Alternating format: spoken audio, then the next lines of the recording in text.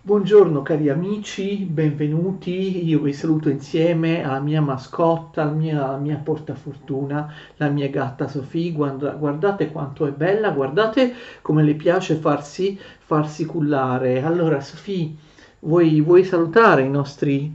No, non mi mordere, dai. Vuoi salutare i nostri videoascoltatori? Guardate com'è bella la gattuna, la gattuna Sofia.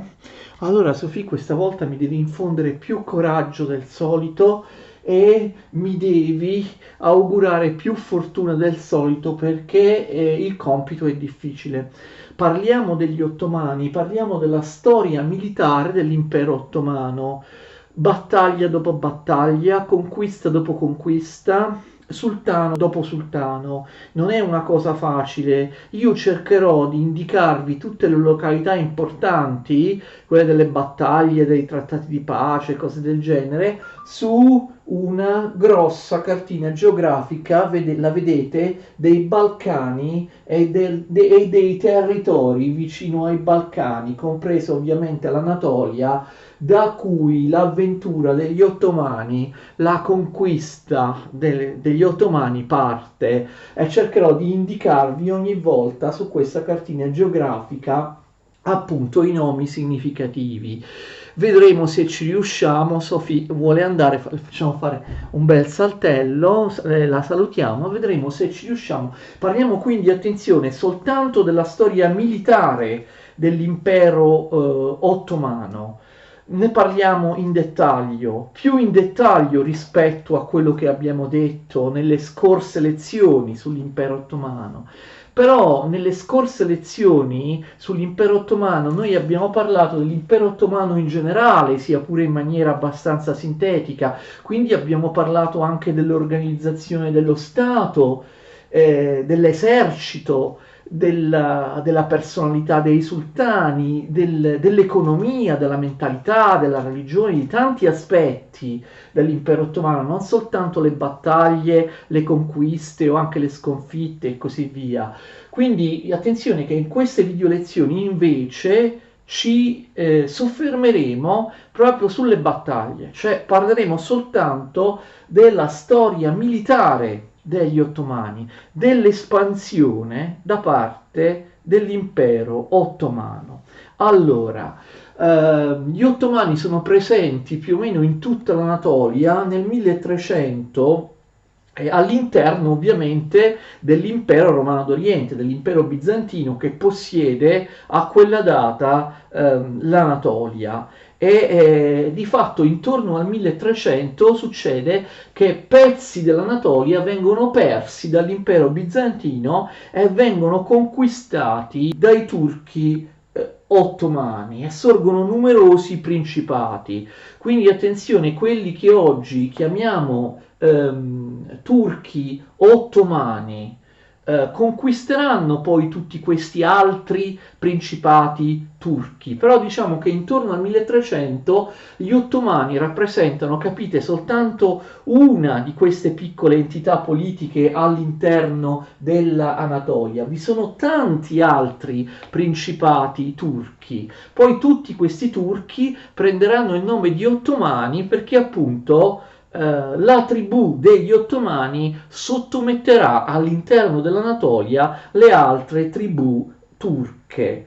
La maggior parte dei turchi, ottomani e altri turchi, erano arrivati lì in Anatolia al seguito dei mongoli perché combattevano come mercenari al seguito dei mongoli e poi non se n'erano più andati, quindi ci fu un popolamento da parte dell'attuale Turchia della penisola anatolica, ecco questa da parte degli ottomani. Voi ricordate che la penisola anatolica era stata già popolata da altri turchi, ve li ricordate, di cui abbiamo parlato nel dettaglio, i turchi selgiucidi, anche detti selgiuchidi, che stabilirono la loro capitale, qui la vedete, a Iconio, qui a Iconio, chiamata anche Conia, Konya con la Y, oppure in latino, nelle lingue derivate dal latino, Iconio. Qui,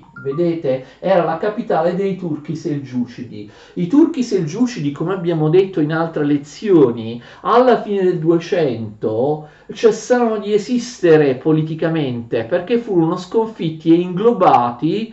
Il loro sultanato, che si chiamava Sultanato Rum con capitale Iconio, qua, capitale Iconio, fu conquistato, inglobato dall'Ilkhanato turco-mongolo di Persia. Tuttavia i selgiucidi non avevano popolato in maniera massiccia l'Anatolia. Il popolamento da parte di questi altri turchi, cioè gli ottomani, era molto più diffuso, e infatti saranno i turchi ottomani e non i turchi selgiucidi a dare il nome di Turchia a quella che, questa qua, quella che fino ad allora veniva chiamata Anatolia oppure Asia Minore. Il primo dei capi degli ottomani è Otman, infatti loro prendono il nome dal loro primo capo, Otman, d'accordo? Otman viene anche chiamato Osman, e ancora adesso in molte lingue europee viene chiamato Osman, oppure veniva chiamato anche Otman, da cui l'italiano ottomano, d'accordo? Ottomani.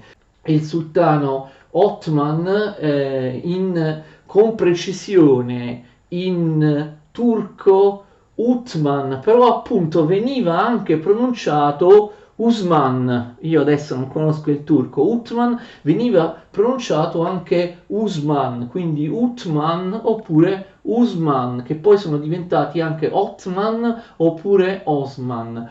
Il suo nome completo è Ghazi Utman ibn Ertugrul. Non sappiamo esattamente quando è nato, però morirà nel 1326. Otman, il primo capo, vero e proprio capo degli ottomani, realizzerà diverse conquiste e inizierà a sottomettere anche tutti gli altri principati turchi in Anatolia, perché appunto, come vi ho detto, oltre a quello degli ottomani vi erano tanti altri principati dei turchi in Anatolia. Voi direte, com'è possibile che l'impero bizantino, che era ancora forte nel 1300, relativamente forte, si sia fatto sfuggire in questo modo l'Anatolia, dove in fondo vi era, qui vi ricordate, la sua capitale, ovvero Costantinopoli. Ci fu una colpevole disattenzione da parte di Costantinopoli, da parte degli imperatori romani bizantini nei confronti dell'Anatolia. Gli imperatori bizantini in quel periodo si stavano impegnando troppo e in maniera eccessiva, comunque si stavano impegnando principalmente nelle guerre dei Balcani contro i bulgari, contro i serbi, che già da molto tempo erano diventati indipendenti e l'impero bizantino cercava di sottometterli nuovamente. E quindi questo impegno nelle guerre balcaniche contro popoli slavi che si erano ribellati, erano diventati indipendenti dall'impero bizantino, come appunto i bulgari e i serbi, distolsero l'impero bizantino dall'Anatolia. È come se i bizantini abbiano sottovalutato la forza, la potenza, le capacità dei turchi, degli ottomani e degli altri turchi che si erano stanziati in Anatolia. Non si resero conto che potevano diventare una forza di conquista, un elemento molto pericoloso proprio sotto le mura di casa loro, nei dintorni di Costantinopoli. Infatti ciò che bisogna davvero imparare e capire è che, a differenza di quello che molti pensano, potrebbero pensare, i primi territori che gli ottomani occupano in Anatolia, che conquistano e che iniziano a governare in maniera certa non sono, come appunto si potrebbe immaginare, territori lontani da Costantinopoli. Gli ottomani non vengono, ad esempio, dall'Anatolia, dalla Turchia orientale per arrivare poi pian piano a Costantinopoli. Non è così. Gli ottomani sin dall'inizio stanno qui. Stanno nelle zone a sud di Costantinopoli, d'accordo? I primi territori che conquistano sono davvero delle città che si trovano molto vicine a Costantinopoli. Già alla fine del 200 e all'inizio del 300 iniziano le conquiste da parte appunto di Osman e degli ottomani di territori che corrispondono più o meno all'antica Frigia e all'antica Bitinia, ok? Così come erano chiamate appunto queste regioni nell'antichità. Guardate anche i nomi che ho scritto alla lavagna. Nel 1301 gli ottomani sconfiggono i bizantini a Bafeum, che in turco viene chiamata Konustar, e conquistano un territorio, una città importante, cioè Melangeia, che in turco si chiama Yenişehir. Volete sapere dov'è Melangeia? Melangeia è qui, la vedete? Melangeia è qui, si trova poco sotto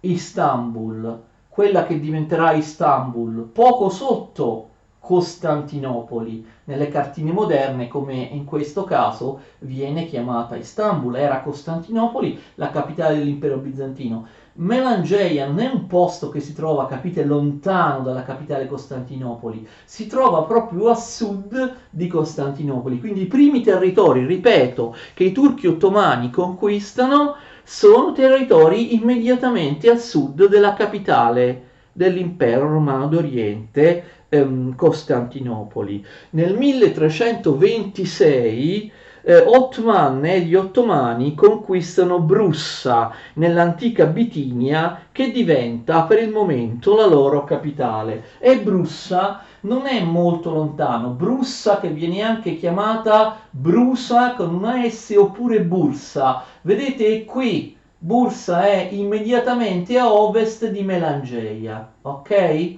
Ok, quindi viene conquistata Brussa nel 1326, che è lo stesso anno in cui Othman muore. Il suo successore a capo dei turchi ottomani è Gazi Orkan. Dopo Othman abbiamo Orkan. Orkan sarà a capo dei turchi ottomani dal 1326 al 1359. Orkan era il figlio di Othman e procederà anche lui a una serie di conquiste. Nel 1329 Orkan e i turchi ottomani sconfiggono l'imperatore bizantino Andronico III a Filocrene, nella battaglia di Filocrene, che in turco si chiama Tavşanihil, e conquistano altri territori, per esempio Pelecampum, che è Malpete, d'accordo? Malpete, vogliamo vedere se riusciamo a trovare Pelecampum. Guardate dov'è Pelecampum. Pelecampum, detto anche Maltepe in turco, ancora adesso si chiama Maltepe. Vedete, è vicinissima a Costantinopoli, Istanbul. Maltepe è la sede di uno dei 3 aeroporti che attualmente si trovano in Istanbul. Quindi si tratta della conquista di una città che è vicinissima alla capitale Costantinopoli, d'accordo? Abbiamo visto, questa è Melangeia, la vedete? Questa è Melangeia, a ovest di Melangeia c'è Brussa, a nord di Melangeia, proprio vicinissimo a sud di Costantinopoli, c'è Maltepe. Quindi sono tutti territori che minacciano direttamente Costantinopoli. Nel 1331 viene conquistata Nicea, che i turchi chiamano Iznik, e nel 1337 viene conquistata Nicomedia, che i turchi chiamano Iznikomid, quindi altre due città importanti, d'accordo? Nicea è qui, la vedete, Iznik, Nicea, mentre invece Nicomedia è qui, poco sopra, Izmit, poco a est di Istanbul. Spero che riusciate più o meno a vedere quella carta, altrimenti non importa, a me interessa, lo so che dovreste ingrandire moltissimo, non è facile, si tratta di località molto piccole, inquadrate dalla mia telecamera, sono molto piccole, ma a me interessa sottolineare, lo ripeto ancora una volta, che si tratta di territori molto vicini a Costantinopoli, la capitale dell'impero romano d'Oriente. Ovviamente, attenzione, gli ottomani non combattono soltanto contro i bizantini, ma come vi ho detto, combattono anche per sottomettere gli altri principati turchi all'interno dell'Anatolia. Anzi, questo è un altro elemento da tenere in considerazione che molti non sanno.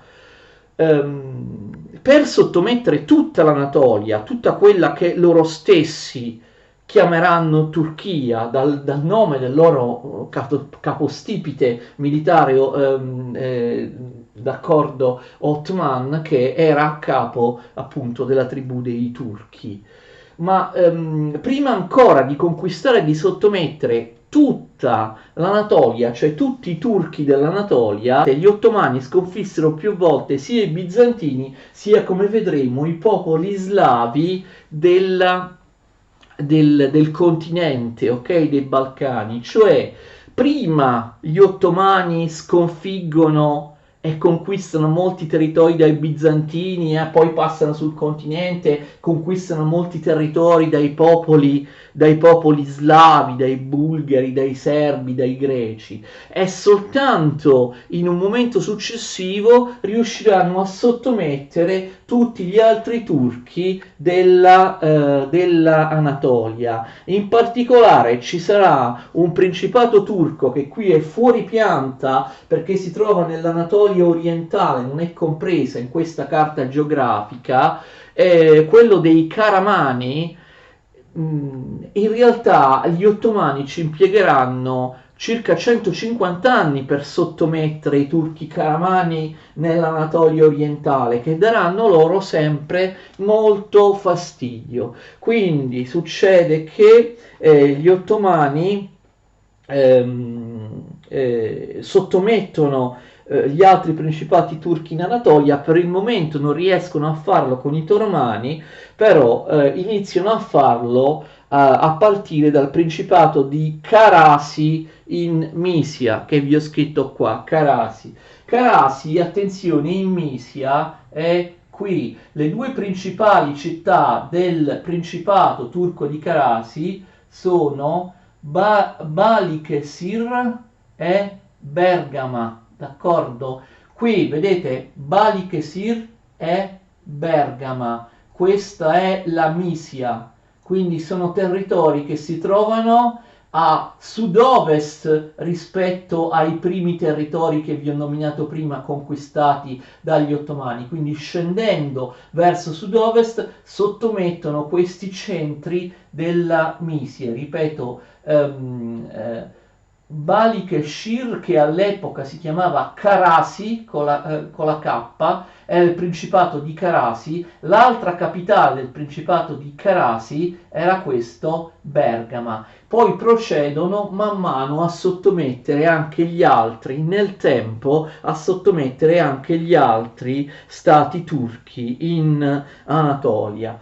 L'impero bizantino, in evidente difficoltà, cerca di accordarsi con i turchi ottomani. Nel 1345 il loro capo Orkan sposa Teodora, figlia dell'imperatore bizantino Giovanni VI catecúzeno, quindi capite, l'imperatore bizantino spera in qualche modo di pacificare, di blandire gli ottomani e di tenerli come propri vassalli, dando loro in sposa una propria figlia, ma questo non avverrà. Nel 1353 gli ottomani attraversano gli stretti, d'accordo? Bosforo e Dardanelli, e iniziano a conquistare territori che si trovano proprio geograficamente in Europa. Il primo territorio che conquistano è Callipolis, che noi oggi chiamiamo Gallipoli, che in turco si chiama Gelibolu. Ecco, vedete dov'è Gallipoli?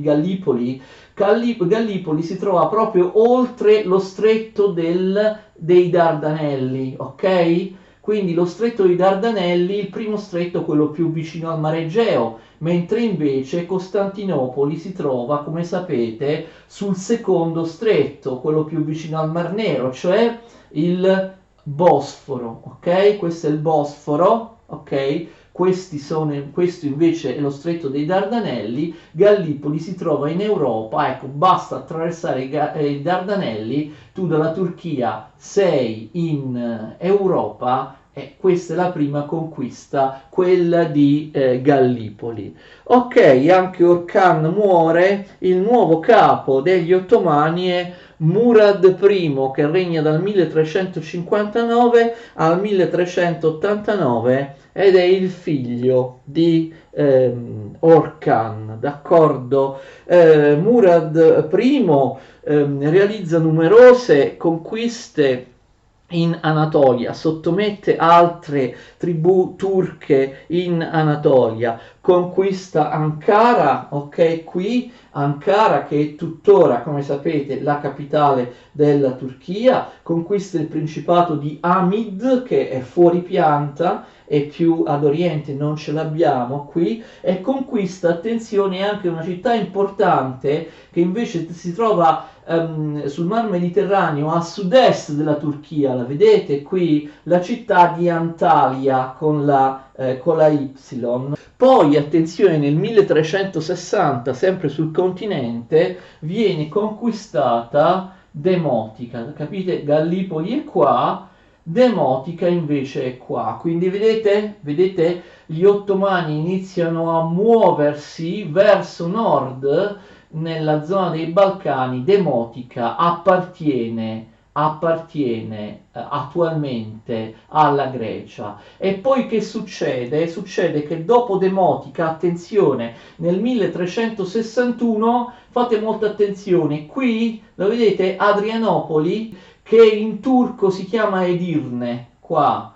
La città di Adrianopoli è molto importante, d'accordo? Edirne, in turco ancora adesso si chiama Edirne, perché Adrianopoli era la seconda città dell'impero dopo Costantinopoli, la seconda città dell'impero bizantino, e diventa per il momento la capitale degli ottomani, d'accordo? Adrianopoli sarà per lungo tempo la capitale degli ottomani finché essi non riusciranno a conquistare Costantinopoli. Siccome questo avverrà 80 anni dopo, diciamo che per 80 anni Adrianopoli sarà la storica capitale, appunto in Europa, dell'impero ottomano. Quando conquistano Adrianopoli, in realtà vi ho detto 1361, ma in realtà ci sono fonti che dicono le cose più disparate. Secondo altre fonti Adrianopoli sarebbe stata conquistata nel 1363 o nel 1364 o addirittura nel 1371. Vedete quanta incertezza su alcuni di questi fatti storici. E nel 1388 gli ottomani iniziano a venire a contatto, attenzione, anche con entità politiche che non sono l'impero bizantino. Giovanni Sisman, re dei Bulgari, nel 1388, ve l'ho scritto qua, Sisman, lo leggete, Giovanni Sisman, il re di Bulgari, viene sconfitto dagli ottomani. In realtà questo avviene dopo una serie di altre vittorie sulla Serbia e sulla Bulgaria. Nel 1371 gli ottomani colgono un'importantissima vittoria sui serbi a Kronomen sul fiume Marica. Guardiamo sulla cartina dov'è Kronomen sul fiume Marica. È qua, vedete, è a ovest di Adrianopoli. Kronomen sul fiume Marica, 1371, e qui i serbi sono sconfitti. I serbi sono danneggiati dal fatto che il loro grande re, quello che aveva creato la grande Serbia, uno stato veramente potente, il loro grande re Stefano Dušan, il loro grande re Stefano Dušan, Stefano IV Uroš, detto Dušan, era morto e la grande Serbia, di cui abbiamo parlato nelle lezioni sui Balcani, in un altro ciclo di video lezioni, si era disfatta, i nobili, i grandi nobili lottavano gli uni contro gli altri e la Serbia si era divisa in diversi principati. Questo favorì, attenzione, la conquista degli ottomani. Ok? Dopo la sconfitta dei serbi a Marica, gli ottomani conquistano città importantissime che sono città bulgare come Sofia nel 1385 oppure Niš nel 1386. Però ora sono città bulgare, Sofia e Niš, però all'epoca facevano parte della Grande Serbia o, come abbiamo visto, dopo il disfacimento della Grande Serbia, di alcuni di questi principati della Grande Serbia. Vogliamo vedere queste città bulgare, diciamo, che vengono conquistate dagli ottomani? Sofia, l'attuale capitale della Bulgaria, è qui, mentre Niš si trova qui, d'accordo? Niš è una città che tuttora si trova in Serbia, d'accordo? Sofia, Bulgaria, Niš in Serbia. Quindi vedete rispetto a Gallipoli, la loro prima conquista, vedete dove sono arrivati gli ottomani? Gli ottomani stanno dilagando nell'attuale Bulgaria e nell'attuale Serbia, perché Niš si trova qui, appunto, nell'attuale Serbia. La Serbia si trova a malpartito, si era divisa, l'abbiamo visto appunto in un altro ciclo di video lezioni, in tanti principati. Il più importante, attenzione, di questi principati, come abbiamo detto in altre video lezioni, era quello del principe serbo Lazzaro, ma non era più il regno di Serbia, erano differenti piccoli principati serbi. Lazzaro e gli altri principati serbi non possono far nulla per evitare che gli ottomani inizino a conquistare anche città greche molto importanti come Serres e Tessalonica, che vengono conquistate nel 1386. Vogliamo vedere dove sono Serre e Tessalonica. Vedete, Serre e Tessalonica appartengono all'attuale Grecia. Serre si trova qui, la vedete? Mentre Tessalonica si trova più a sud, si trova qui. Serre e Tessalonica, città greche. Quindi vedete, gli ottomani si muovono verso nord-ovest, cioè verso la Bulgaria occidentale e la Serbia, ma sul continente si muovono anche verso ovest o sud-ovest, perché iniziano a conquistare ampi territori in Grecia e quindi in pochi anni gli ottomani dilagano nei Balcani senza che l'impero bizantino o nessun altro riesca a fermarli. Come ho detto prima, nel 1388 sconfiggono il re di Bulgaria Sisman e poi nel 1389, attenzione, colgono una vittoria importantissima che è rimasta nei libri di storia. Il principe serbo Lazzaro viene sconfitto a Lazzaro con i suoi alleati.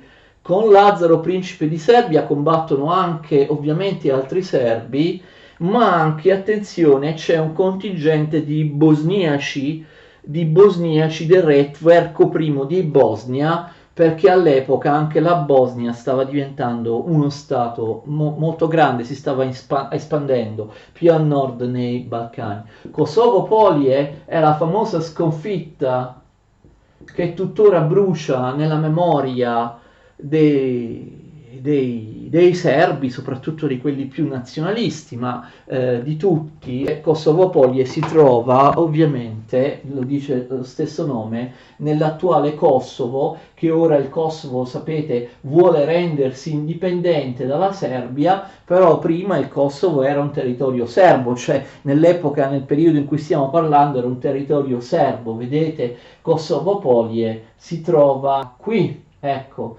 Kosovo Polie si trova qui, si trova leggermente a ovest dell'attuale capitale del Kosovo, Pristine, cioè Pristina, Kosovo Polie, ok? Qui c'è la famosa sconfitta del principe Lazzaro e dei serbi tutti. Ne abbiamo già parlato della battaglia di Kosovo Polie in un'altra video lezione. La battaglia di Kosovo Polie è controversa, d'accordo? Kosovo Polie significa piana dei merli, ok? Pianura dei merli. Infatti Kosovo è il paese dei merli, così come l'Albania è il paese delle aquile, cioè sia l'Albania sia il Kosovo prendono il nome da un animale, l'Albania dall'aquila, il Kosovo appunto dai merli.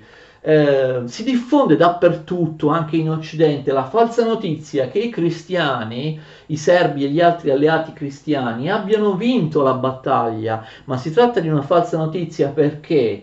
Perché inizialmente gli ottomani si ritirano perché a Kosovo Polie succede che un nobile serbo che si finge un disertore riesce a infiltrarsi nel campo militare turco e a uccidere il sovrano Murad I prima della battaglia, e quindi gli ottomani sono frastornati. Il sovrano è stato ucciso in un attentato poco prima che scoppiasse la battaglia e quindi si ritirano momentaneamente, però poi viene eletto immediatamente il nuovo sultano Bayazid, ritorna sul campo di battaglia e vince la battaglia, d'accordo? La sconfitta di Kosovo Polie è gravissima perché dopo questa sconfitta, nei decenni successivi, gli ottomani occuperanno tranquillamente buona parte della Grecia e buona parte della Serbia, d'accordo? Tutta la Serbia meridionale. Dopo Kosovo Polie, gli ottomani, è chiaro a tutti, sono nei Balcani per restare. Non hanno vinto solo qualche battaglia, non hanno conquistato soltanto qualche piccola città, e iniziano a occupare nei Balcani territori molto estesi. Che cosa succede poi? Quali altre vittorie, quali altri eventi avvengono sotto il sultano Bayazid? Lo vediamo adesso.